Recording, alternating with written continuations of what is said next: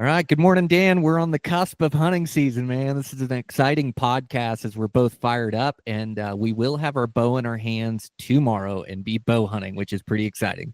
That's right. The bow is going to be strapped on the pack when I'm looking for antelope this time. I've been scouting, so yeah, it's about to get real.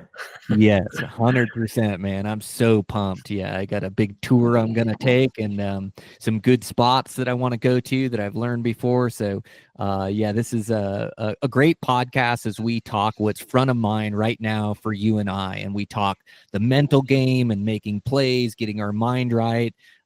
We did touch on chores again, making sure that the house is taken care of, work's taken care of, and then executing good shots. So, yeah, just a great conversation, man. Yeah, a lot of little tidbits like what are we focusing on right now as we're getting ready, and thinking about the right things that you need to be thinking about and not getting distracted by other things.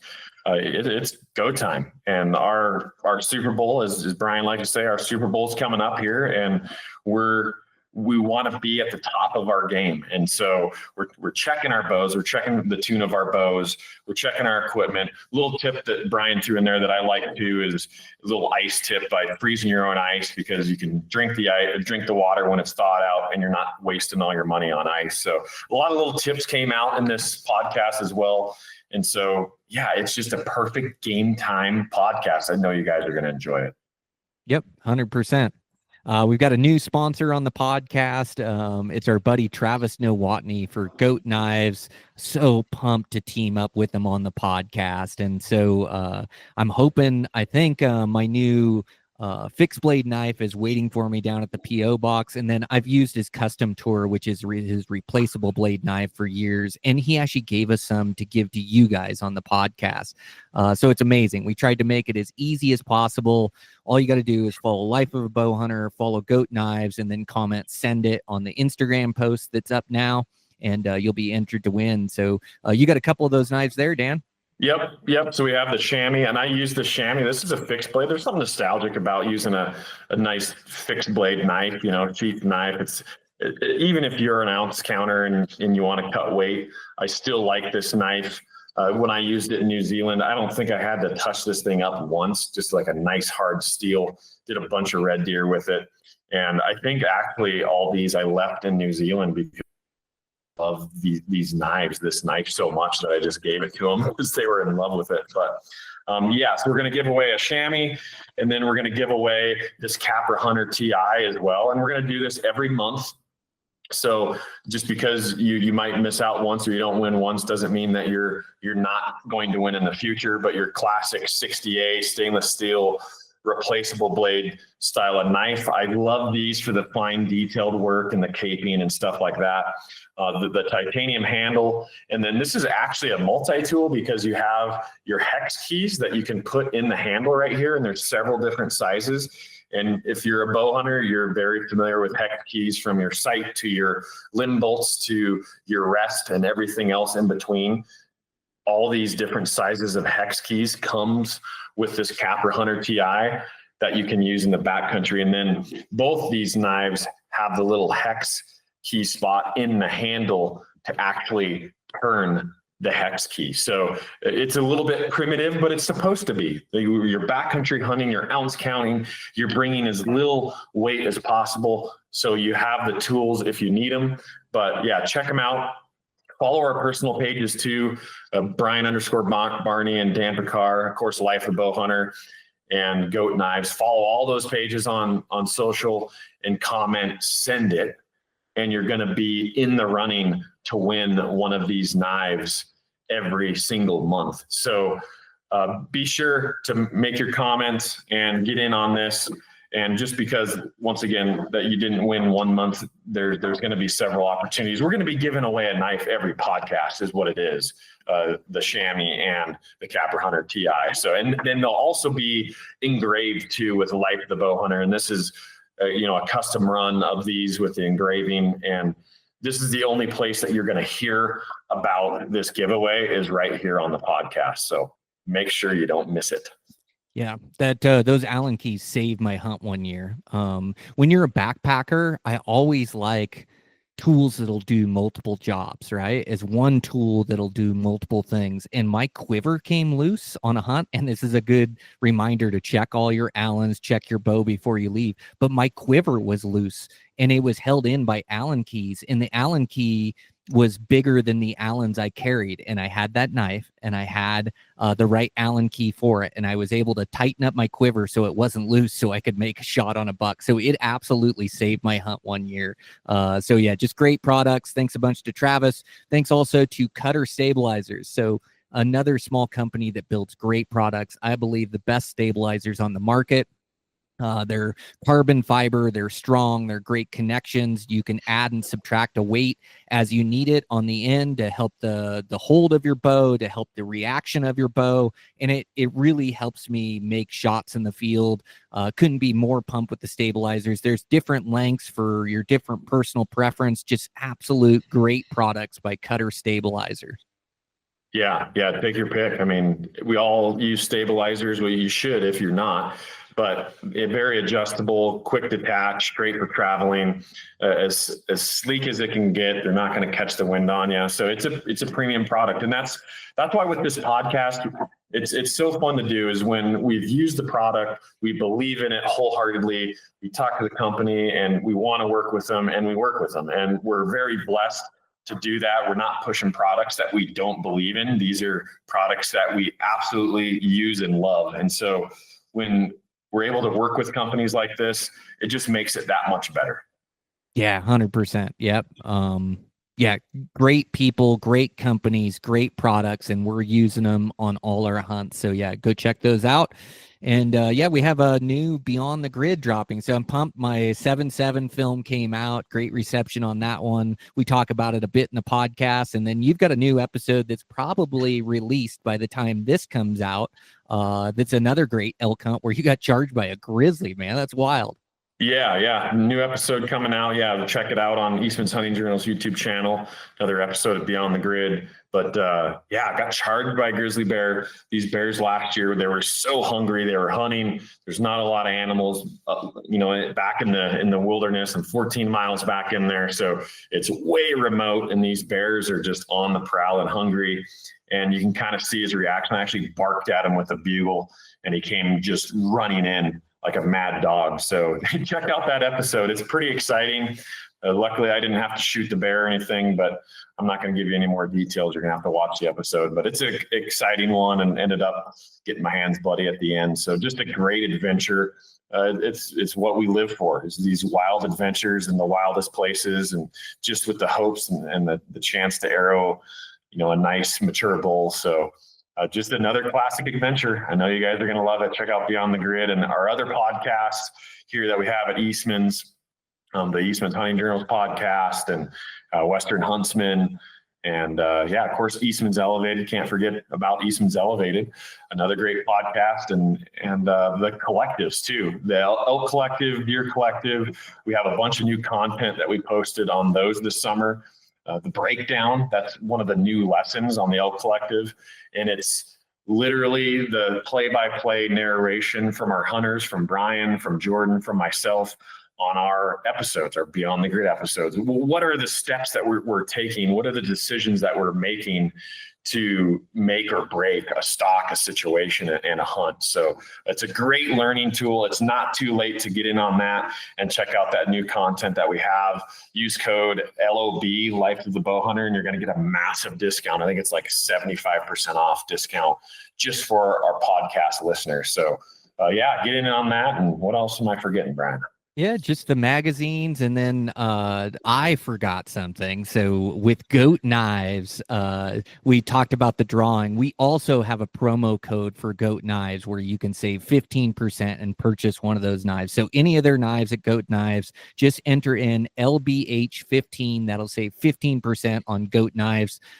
Just a really quality knife to use in the backcountry. So take advantage of that promo as well. And I think we covered it, Dan. Heck yeah, sounds good. Let's go hunting. We got to get into this podcast, then we're going hunting. Yes, that's true. Okay, sounds good. Okay, what's happening, Dan?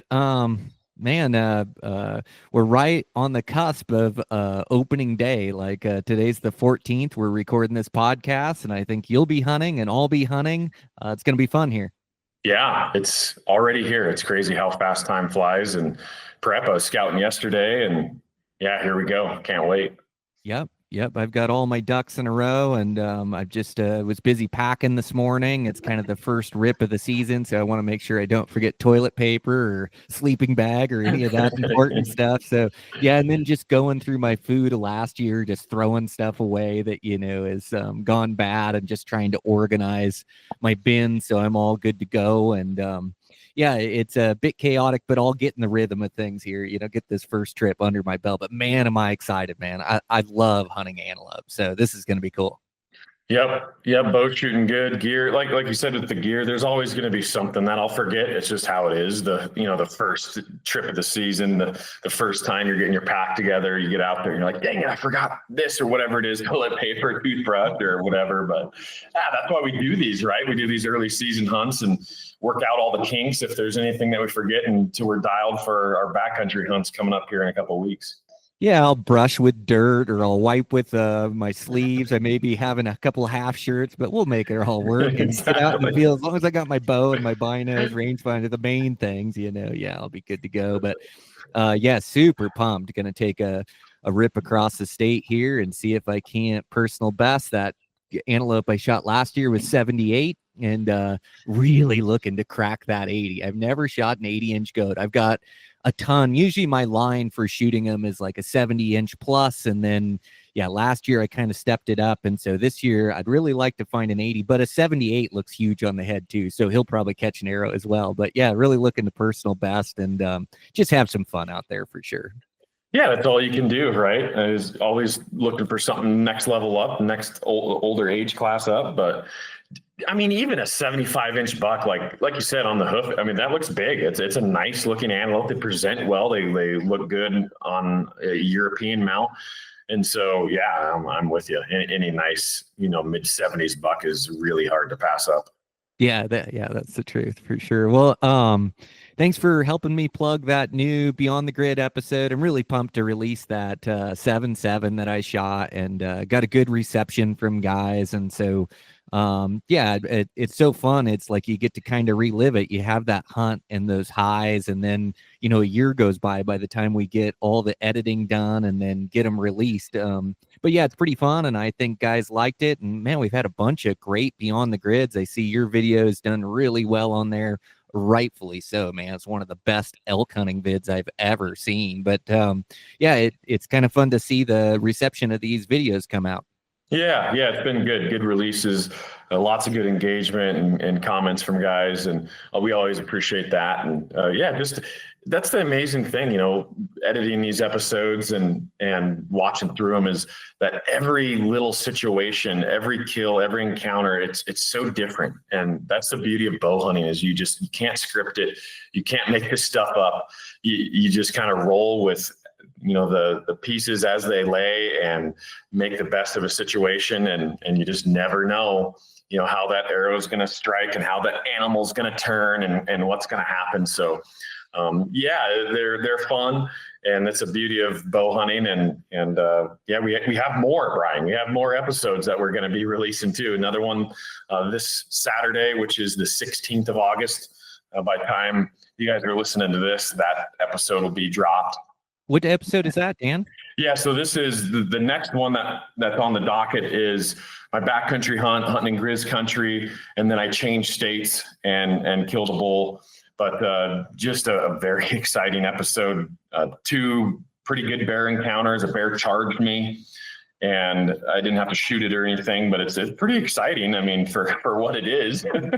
Holy cow. So that bear charged you? Did you have to spray it or yell at it, or how did you handle the situation? Not to give away the video. I'm just like super interested in it. Yeah, so you're in Grizz country in Wyoming hunting your spot, and there's a bunch of them in there. I'm hunting Grizz country this year as well, a bunch of it. But yeah, you got charged in there? Yeah. So yeah, where I've hunted the last few years, it's just the core grizzly bear area. There's lots of bears. Last year was a dry year, and it seems like they were a little bit extra hungry. And these bears are cruising, and we got this footage of these grizzlies cruising, and then I would bark at them like through a bugle tube. And you might be like, well, why are you barking at a bear? Why are you letting them know you're there? And so my thought process behind that, my mentality is okay, I've seen this grizzly, I'm actively hunting elk in this area. I would rather have an encounter with this bear and let him know I'm there when I have the upper hand. I see him first, I'm ready for him. You're out there calling and busting through timber, and you're blind calling at points when you're trying to get responses from bulls. So you're just leaving yourself as a sitting duck for these bears to hear your calls and then come blasting in on you. So you have to be like very calculated and very careful with how you're calling and how you're moving through this country. And so that's why I bark at them, and I can kind of see their body language, see their response. And this bear, like, he heard me bark and he turns and looks my direction, and then just full charge. Here he comes. And so that's just telling me how hungry these bears are, right? And how I say it, how psychotic they are about just hunting. They're hunting hard. They're super hungry.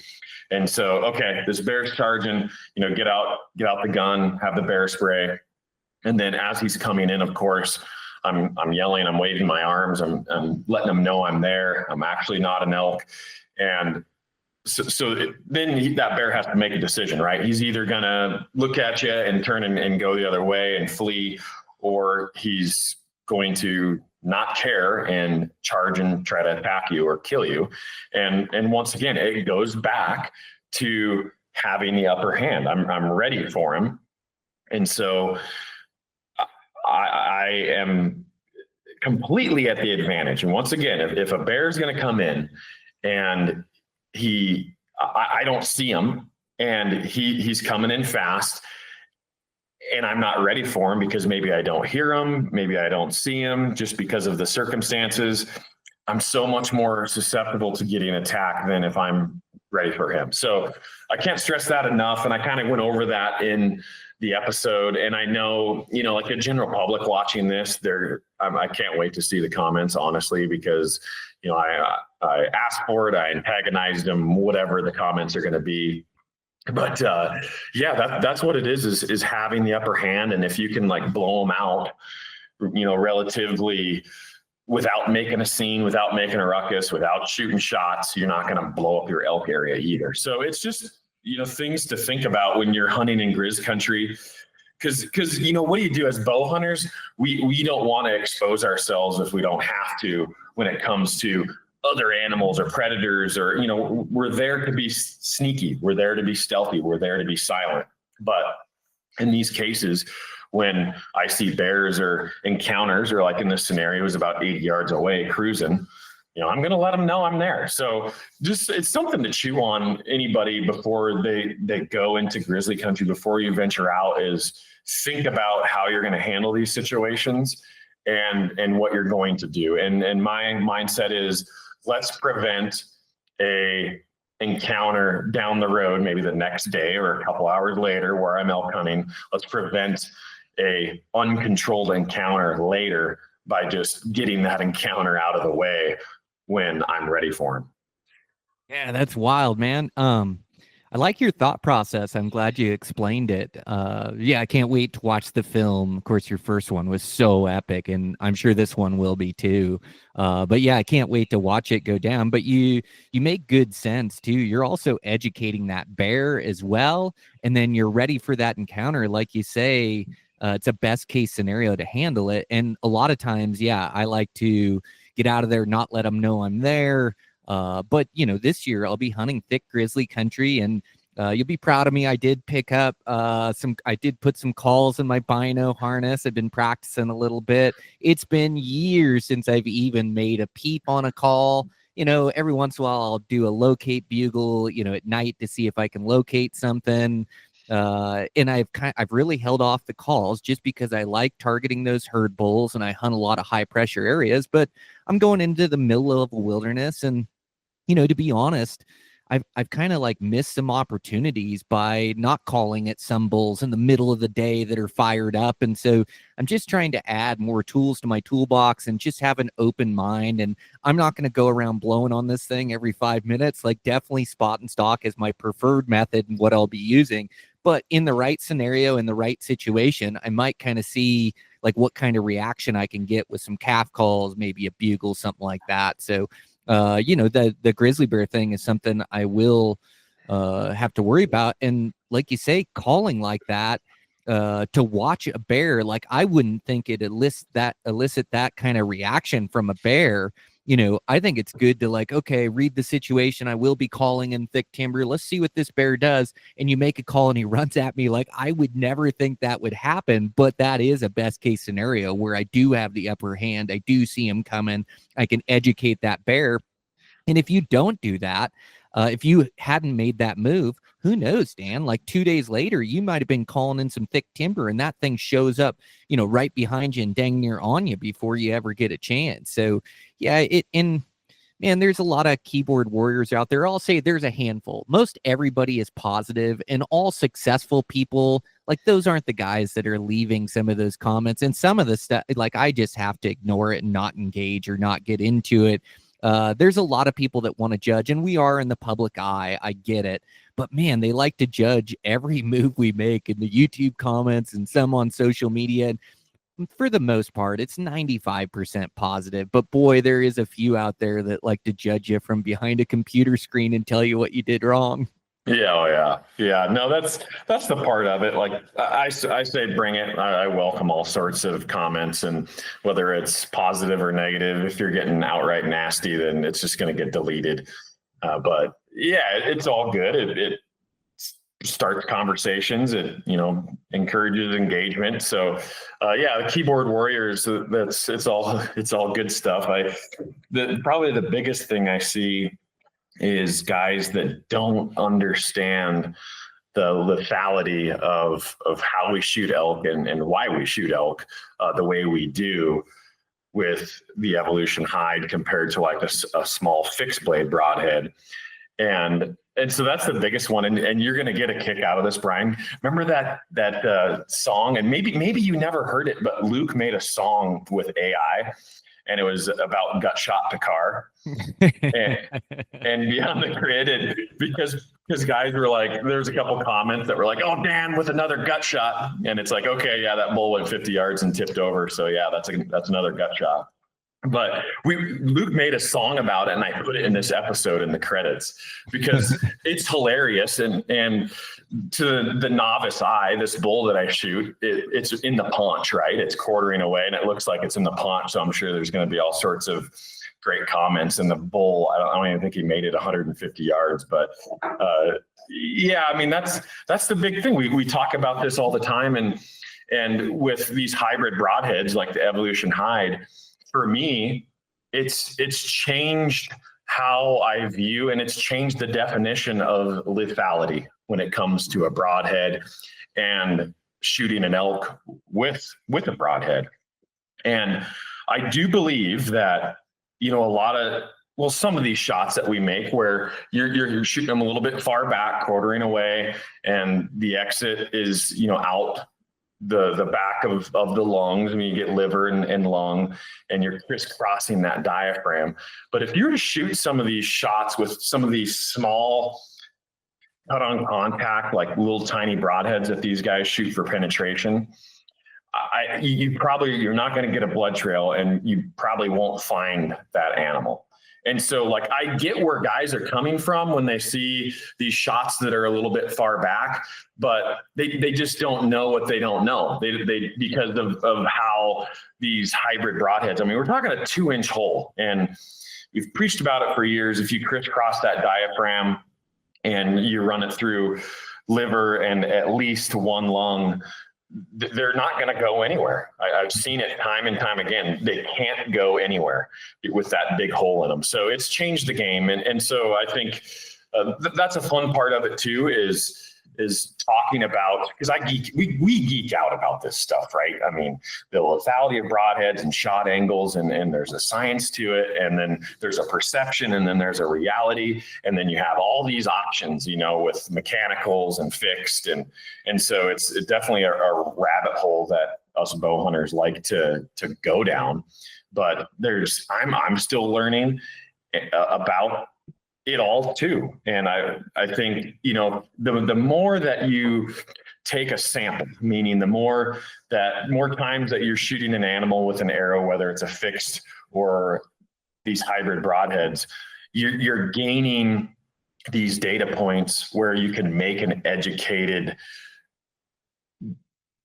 decision, an educated statement about lethality. And so that's something I've really geeked out about. And I've been a fixed blade guide from way back. I mean, that's what I started shooting. So the evolution of not only the thought process and understanding lethality and then shooting the evolution hide broadhead has really opened my eyes in the last 10 years. So it's good stuff. Like I said, I could ramble on about this stuff for hours because I geek out about it. But it's another classic example of a shot that's going to look a little far back to a lot of guys, but it exited right behind the shoulder and that bull didn't go very far. And so, it'll be interesting and it'll be fun to see the engagement on the video. Yeah. Yeah, 100%. Yeah, you just got to ignore the negativity. In fact, I even looked at the YouTube comments on my video because, but you could see the blood trail on that bull. And like you say, guys don't factor in angles as well. Like it's really easy to shoot things too far front. And the reality of the situation is a liver shot kills them. A shoulder shot does not, and so there's no need to tuck it that tight. And then there's also always such judgment on distance too, and realize I've got a 26.5-inch draw length and a 470 grain arrow. My arrow doesn't travel that fast. I maybe shoot 265, 270 feet per second. Doesn't matter. The arrow does its job. But guys like to also judge on shot distance too. And it's like, okay, what's more ethical? A guy like me that shoots 10,000 shots a year and feels totally comfortable at that 50, 60, 70, or even 60, 70, and 80 if it's like an antelope or a no wind or or is it less ethical to get out your bow 2 weeks before season, not know how to hold it together and shoot 40 yards on a bull, it's like I'm getting all the animals that I shoot at. And so, guys like to pass judgment on shot distance as well and what other people can do. And I guess it's an argument that's one for the ages of what you can do, but it's knowing your capabilities, having confidence in your setup, putting that shot where you want it. And that's exactly what I do. And so I just don't listen to the noise and keep putting kill shots on these animals and recovering great critters. And it works for me. But there's always a little bit of judgment, and it's the few, man. It's like nobody successful is ever posting on my stuff about a shot distance or a shot angle or, the real ones. They know that it's, it's public land, do it yourself. It's like not easy to capture these hunts and be able to show them and put yourself out to the world. And also things happen, animals move, wind drift, like placement of arrow, like there's so many things that can happen as well. But the real ones and the majority of guys are good, but there's always a few guys that want to be keyboard warriors and judge what you're doing and how you're doing it. It's like, bud, I just keep to yourself. Like I would never post anything on anybody's stuff ever on something like that, and neither would you, and so it is a bit comical. But there are some people that like to judge what you're doing out there. I guess we're in the public eye, so it is what it is. Yeah, judge away. You have every right to have your opinion and be wrong, and that's fine. but I think, going back to distance too, people are very quick to be like, oh, that was a long shot. And it's like, actually it was 40 yards, but the camera makes it look a lot farther than what it really is. And so the camera can be deceptive. And I think I got the same comment too about my bull in Montana. He was 64 yards and how that was such a long, unethical shot. And that's getting out there. But for what you kind of described in modern bow equipment, 60 yards is nothing. It really is, especially with an animal that's not aware of your presence and looking the other way. 60 yards and I'm shooting 298 feet per second. It's nothing. And as we've talked in the past, like I do, like my cutoff is 70 yards, because could I kill a bull elk or anything at 90 yards? Yes. And I have in the past. And do I do that now? No, I don't. Not only because of public perception, but you think about, we want to get these critters as close as possible, right? Like, why do we bow hunt? That's why we bow hunt, is we love these close encounters, and the true essence and the true reason behind bow hunting is to get close and within that 30 yards. And obviously, like we've talked in the past, it comes down to the experience. And am I going to shoot a small bull if it's a cool experience and it's under 10 yards, which I've done a few times? Absolutely. And that's why I bow hunt, is for those close encounters. Hearing that elk breathing, hear his stomach gurgling, hear him chewing, those molars chewing the grass. Like, that's what it's all about. And so, yeah, am I going to shoot a small bull if he's nice and close like that, and it's an awesome experience? It gets me fired up and gets me turned on. Absolutely.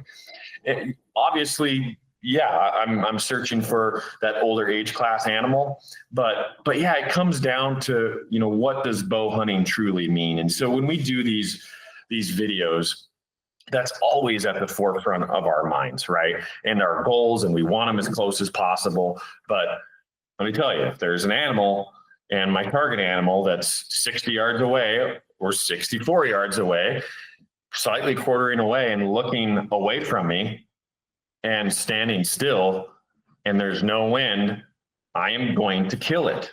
It's simple. And so, yeah, I'm not going to apologize for my style of hunting, and for your style of hunting. We're all set to judge ourselves and our own convictions and know what we're capable of, and then factoring in ethics as well. And so leave that up to each individual. And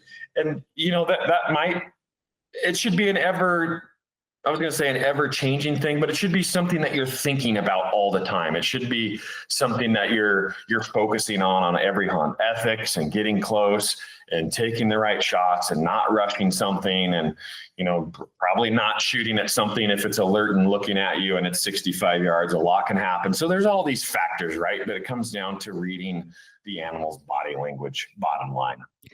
Yeah, and it's a game of odds as well. It's like the game is to get close and kill them for me. And I know out at those distances, things can happen. Wind drift can happen. Animal can move. And my percentage of killing that animal isn't as high. So have I taken those shots? Yeah, I have. You learn from them and you get better. And then when I'm after my target animal, it just makes more sense for me to get closer and kill that thing. And all situations are different. And, I do have that advantage, is that I can shoot really well. And so, there are times where I've taken those shots, but now the game for me, my average kills are probably in between 40 and 50 yards. Like, I killed a buck last year at under 30. It's like I kill a lot of animals close too, and that's what I'm looking to do.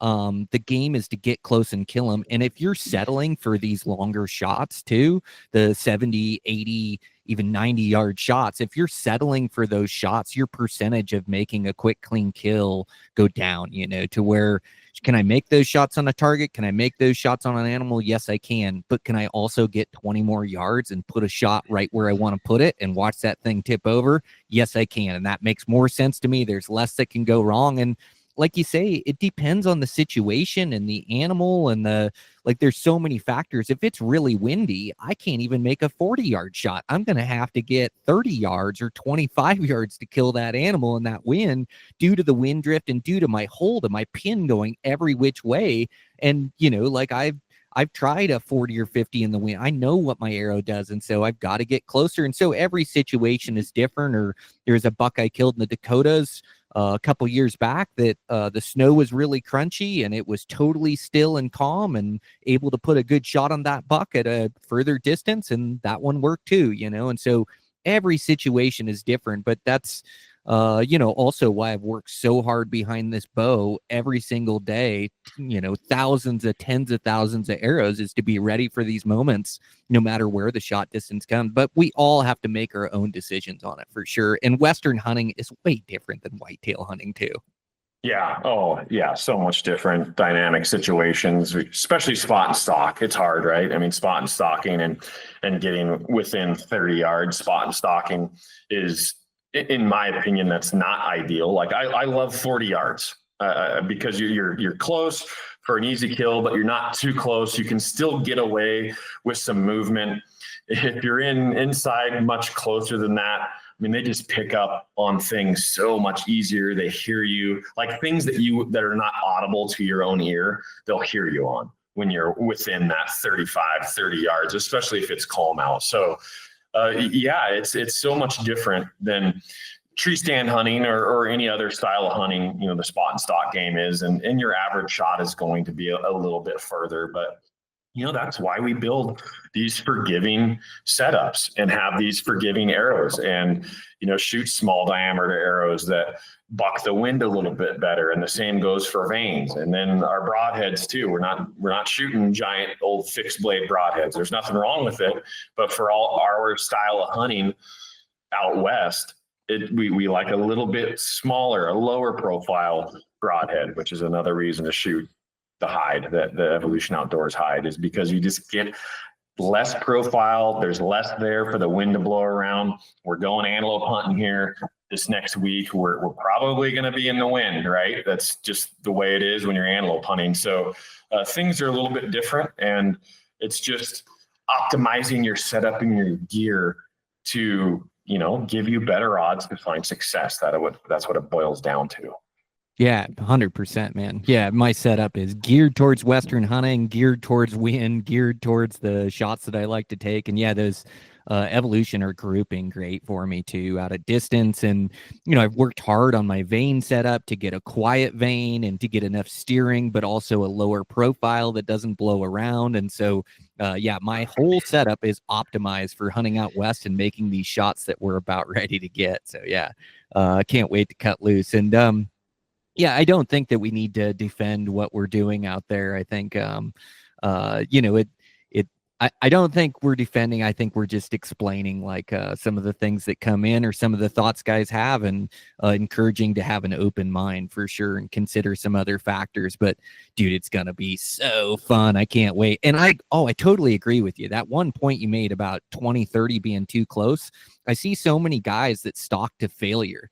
And stalking to failure is to keep stalking in until you blow that animal out. You're way better to sit back once you get inside your effective range. And every situation is different. If I can get to 40, I'll get to 40. But sometimes I can only get to 50 or 55 the way the country lays out.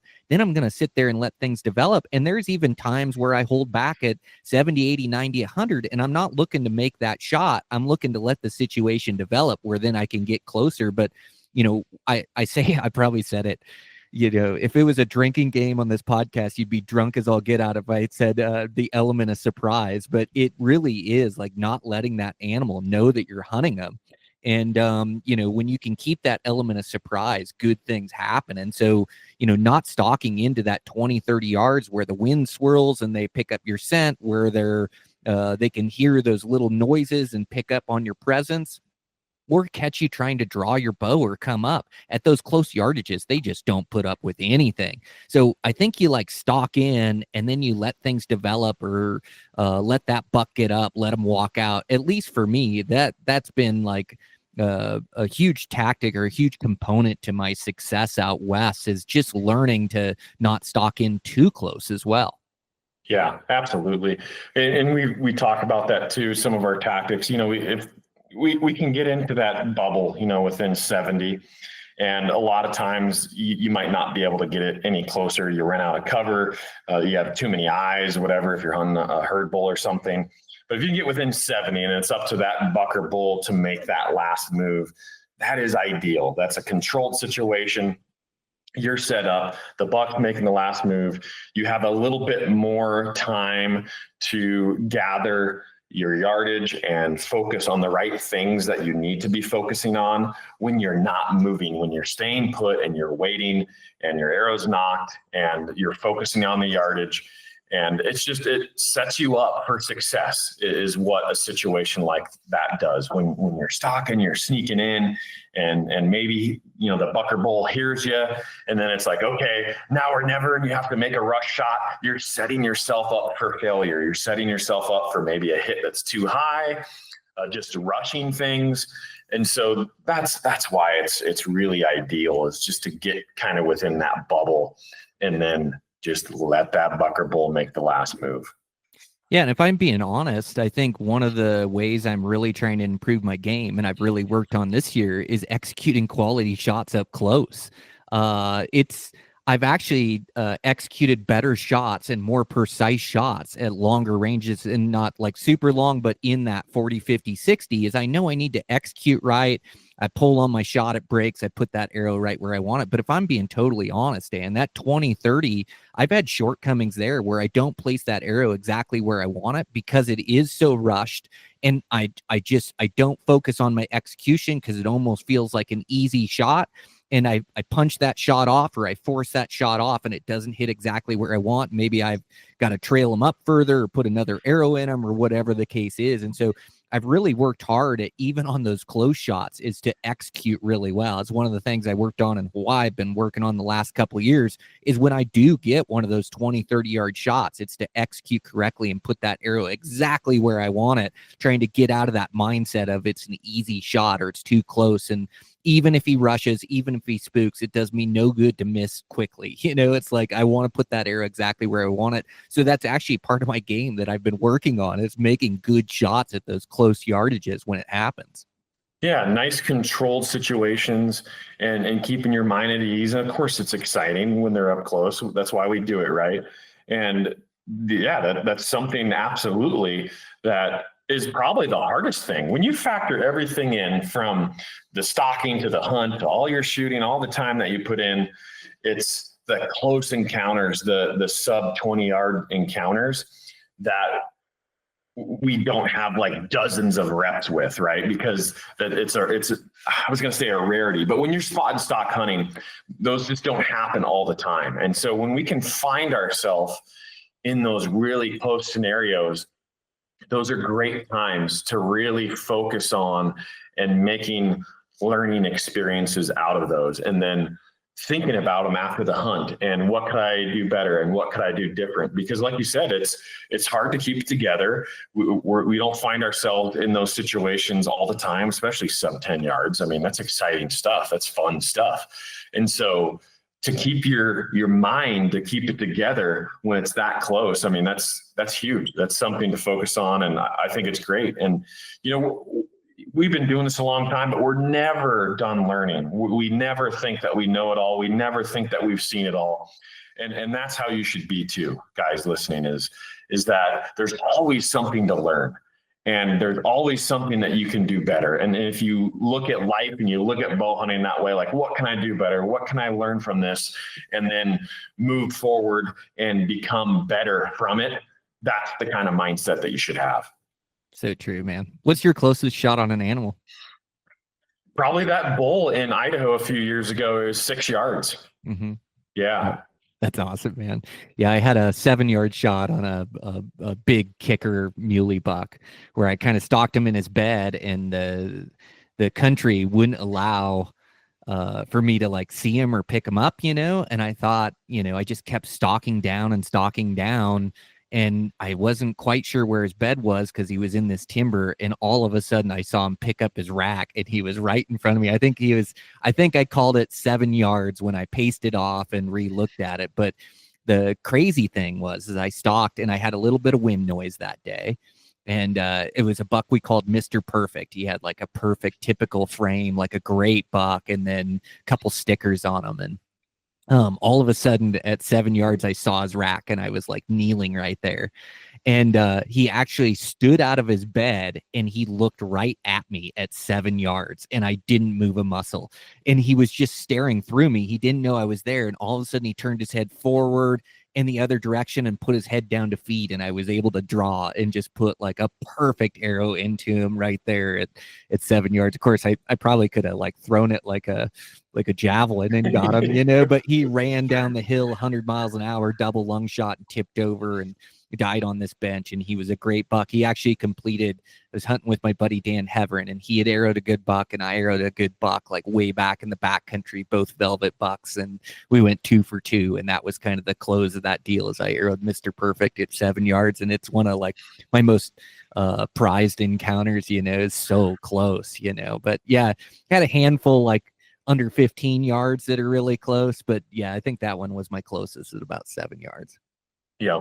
And see, just like that, I mean, those close experiences, that's what you remember the most. That's what means the most to bow hunters. It's probably not your biggest buck, right? That buck, but still, that 6 yard bull wasn't my biggest bull, but that's why we do it. That's what it's all about, those close encounters. I've had some of the most fun hunting axis deer and shooting some axis deer does under 15 yards. It's just as good as it gets. I could do that stuff all day. I don't care what it is. Goats, pigs, axis deer, elk. I could do it all day under 15 yards. I love it. Yeah, it reminds me, I've got some axis pack for the boys. We're going to go take a rip across Montana here. And so, yeah, I got some axis meat for those guys, as they don't see much of that in Montana that we'll cook up for dinners. Yeah, trying to get all my food sorted, coolers sorted. I like freezing those water bottles. Like I saved a bunch of water bottles, like the big ones, gallon ones, and then froze those so I don't, gosh dang, the price of ice. Not that it's that much, but I'm going to buy so much ice this fall, I know. So I'm trying to like freeze a bunch of those bottles that I kind of throw in that kind of keep things good. And then it's good water as well, so I can drink it once it thaws out. But yeah, trying to get everything sorted and food organized, gear organized, and man, I couldn't be more pumped to get this season started. We got a bunch of good hunts coming up. I've been getting a bunch of work done. Man, it's going to be fun. Heck yeah. There's a lot to prepare for. I was going to say one thing too, and I did a Instagram tip on this for social, was checking your tune. And I know these Matthews bows, they don't really like fall out of tune, really. I mean, I haven't seen much evidence of that ever happening, but sometimes they can. Sometimes your timing can get a little bit off. You check your timing marks for what it's worth. It gives you an idea of where the ballpark you should be at. But just something I was going to add is that, like, right now, right before season, what can we do to check our bows? And I like to shoot a bear shaft out of my bow right now, because I'm going hunting tomorrow, but I want to make sure that my bow is perfect, right? I want my mind at ease. I want all-time high confidence levels going into my hunt. And so I want to shoot a bear shaft. And what a bear shaft will tell me is if I'm knock left, knock right, knock high, or knock low, and just give you a little bit peace of mind that your bow is perfect. And then if you miss an animal, you got nothing to blame it on except for yourself. True. That's a good tip, Dan. Yeah. I like to check my measurements. I have my measurements of my bow written down. So Matthews hold a tune really good. You're right. But strings stretch, and especially with thousands of shots and different temperature and moisture content levels. I got done hunting that hunt from Hawaii, and last year I had my strings move. I had to readjust things 2 or 3 different times, and even if it's still shooting an arrow correctly, like your sight tape can get off because you're losing poundage because things are stretching out. So I like to check my measurements, shoot a hole through paper. My buddy Dylan that I'm hunting with this weekend, he sent me a picture of a bullet hole through paper, yesterday or the day before. So he's doing the same dang thing because he's a successful bow hunter and he knows, he wants to check things before he goes out. So we all have our different way we check things. Mine's measurement, sight tape, shoot through paper, make sure everything's dialed. And yeah, when I mean, thousands and thousands of arrows, my bow was still exactly in tune. And then me and you, we switched arrows, and so that was like good for me just to go through everything and start over fresh and make sure everything is dialed. But such a great tip, Dan, is just make sure that everything's the way you want it, and everything's perfect when we go out in the field, because you get one shot or sometimes two, but like one shot to make your dreams a reality. So yeah, you want to make sure that bow is absolutely shooting. All these successful hunts come down to making a shot, and you want to make sure it's on you and not your equipment. So elaborate on that a little bit about checking your measurements. Like I think I know what you're talking about, but yeah, tell me what that all entails. Yeah, so checking my measurements. For me, I check my axle to axle, so it can be different on your quiver side and on the on your sight side or on the open side of your bow. So I have my measurements written down there, and then I also check my brace. My brace is to the throat to my string, just to make sure nothing's moved there. But the main one for me is the axle to axle, because I know if that starts to move, then I'll see it in those measurements. And the other thing, you said it too, Dan, is your cam timing. Cam timing is so important to launch a good arrow. So I have a draw board, and so I'll check my axle to axle measurements, and then I'll put it on the draw board. I'll draw it back and just make sure both of my stops are hitting that string at the same time. That is so important, that your cams are firing at the exact same speed of that arrow. And also your bear shaft tuning is going to tell you that. Shooting through paper is going to tell you that.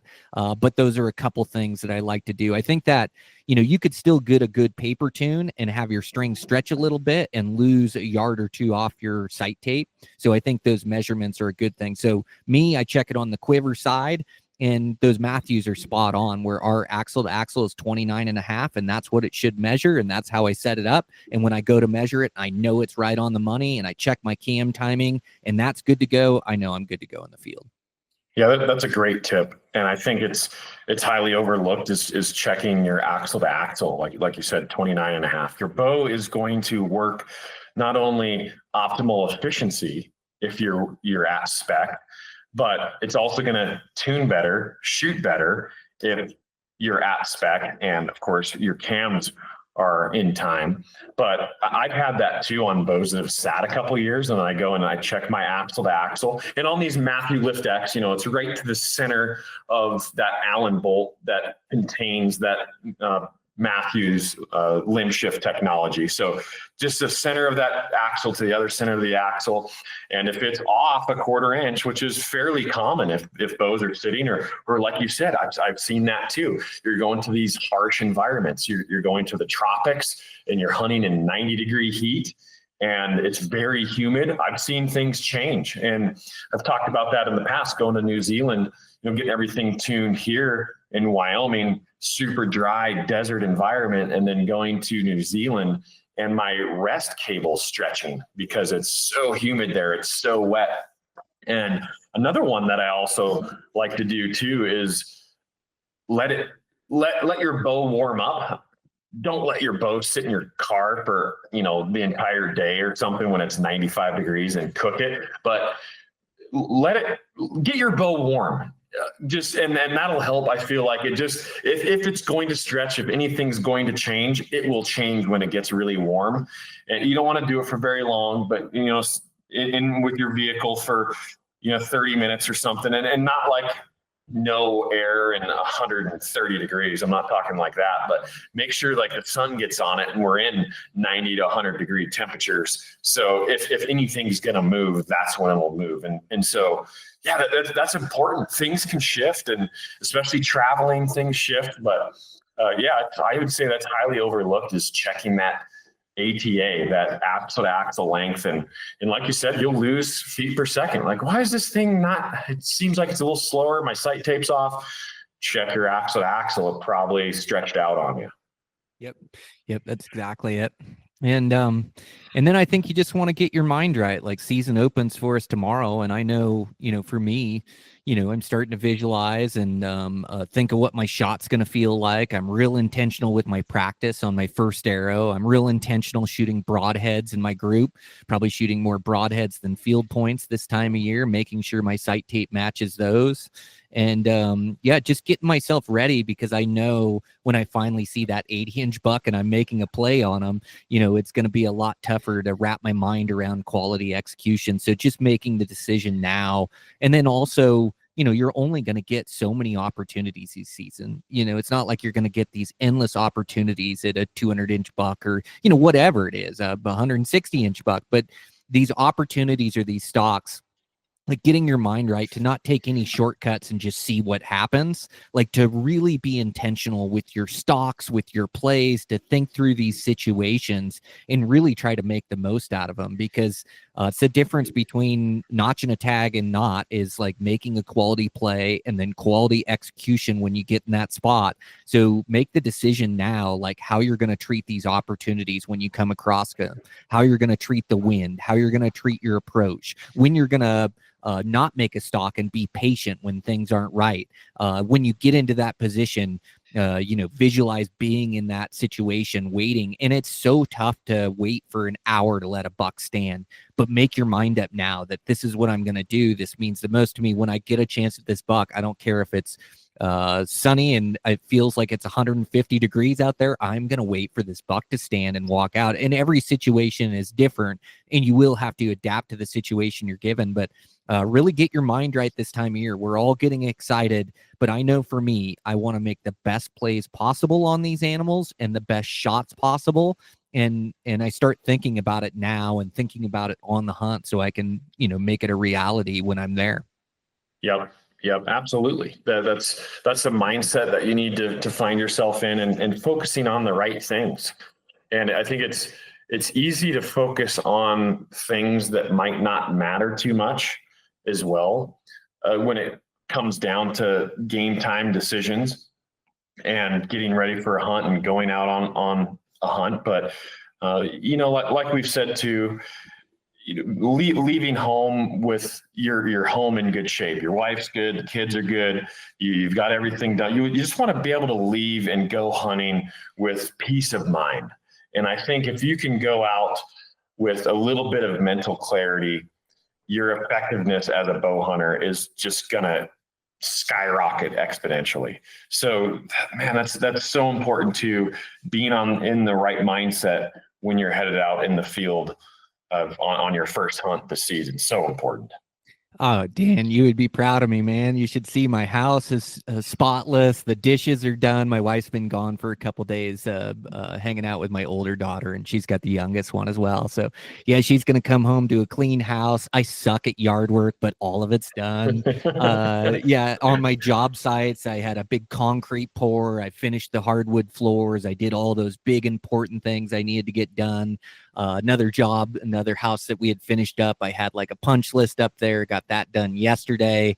I'll get the billings out before I leave today. Like, man, I have handled everything I can possibly handle to cut myself loose for season and have this clarity of mind when I'm out there to really focus on the task at hand. So yeah, it's been a lot of hard work like the last couple months, but my life is in order and I am ready to go hunt, man.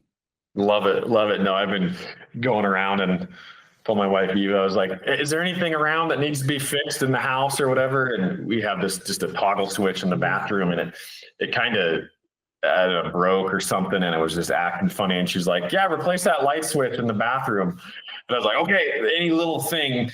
And that's what I want to do. I want to make her life easier. I want to have everything headache free in the house. Everything that she's using day to day is headache free, and make sure her vehicle has a correct oil change and that her tires are good. And the list goes on. It's just the honeydew, right? But that stuff's so important. And not only does it help her, but it once again, it gives us peace of mind out there that, God forbid something's going to break on her when we're out in the field. I mean, Murphy's Law is a thing, but if you can do as much as you can to prevent that, it's just everything is going to go smoother, and your mental clarity out there hunting is going to be that much better.